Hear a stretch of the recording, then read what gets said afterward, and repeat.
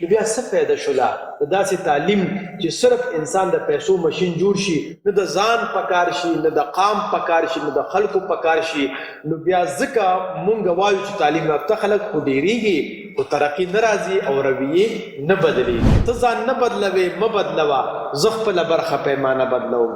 نو که تعلیم یافته خلکو خپل مقصد دا وګرځو چې دا تعلیم باندې به زه خپل ځان، خپل رویه، خپل اخلاق بدلوم او بیا به زه معاشره بدلوم. تعلیم کله د بدلون دپاره وي نو دی به بدلون راولي، او تعلیم کو د نوکرۍ دپاره او د پیسو دپاره وي نو دی به بدلون نه راولي، دی به ترقي نه راولي، بلکې دی به نفرت، کینه، بغض، حسد او د یو بل خپې راښکلو یو پلیټفارم به تاسو پرووایډ کوي. د خدای دپاره پښتنو سانونه وپېژنئ، ستاسو دپاره خو به ځان له پیغمبر نه راځي. ډېره مننه ډاکټر صاحب د ټایم راکولو. زما ستاسو نه سوال دا دی چې د تعلیم د زیاتوالي باوجود په معاشره کې څه مثبت بدلون او ترقي په نظر نه راځي، د دې اهم وجه څه ده او موږ له دې دپاره څه اقدامات کول پکار دي؟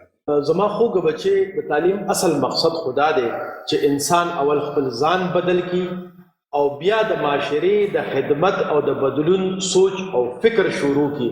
نو الله به د تعلیم اصل اثر په د انسان باندې هم وي او په معاشره باندې به هم وي.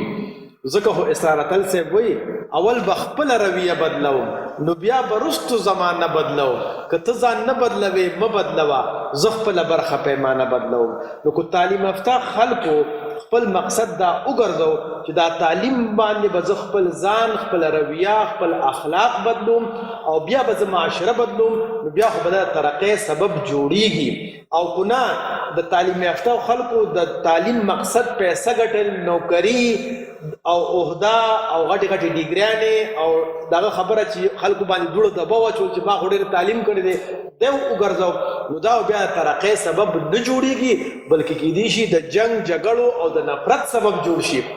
زما په خیال باندې تاسو تعلیمي ادارې ته لاړ شئ، سکول ته لاړ شئ، کالج ته لاړ شئ، یونیورسټۍ ته لاړ شئ، هلته خو تعلیم یافته خلک وي که نه، یا شاګردان وي هغې هم تعلیم پسې راغلي وي او یا استادان وي هغې سره هم ډېرې غټې غټې ډیګرې وي او ډېر غټ غټ تعلیمونه یې کړي وي. نو آیا هلته جګړې شته او که نشته دی؟ د یو بل خپې راښکول شته او که نشته دی؟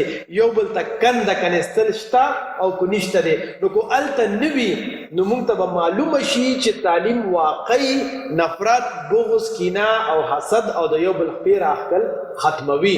او که هلته په نظر راځي نو معلومه دا خبره شوله چې تعلیم کله د بدلون دپاره وي نو دی به بدلون راولي، او تعلیم کو د نوکرۍ دپاره او د پیسو دپاره وي نو دی به بدلون نه راولي، دی به ترقي نه راولي، بلکې دی به نفرت، کینه، بغض، حسد او د یو بل خپې راښکلو یو پلیټفارم به تاسو پرووایډ کوي.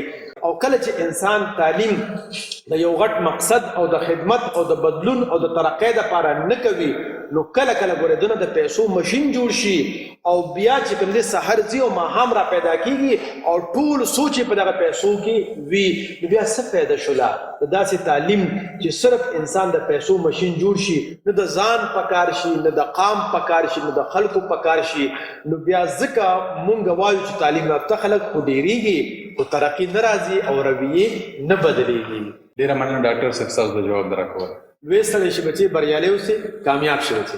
السلام علیکم. د سوات پوهنتون د سټوډنټانو لپاره یو زیری دی او هغه دا دی که چېرې فرض که تاسو ما سره په ټاک شوز کې حصه اخیستل غواړئ نو هم نن خپل رجسټریشن فارم فل کړئ او په وټساپ باندې هم رابطه وکړئ.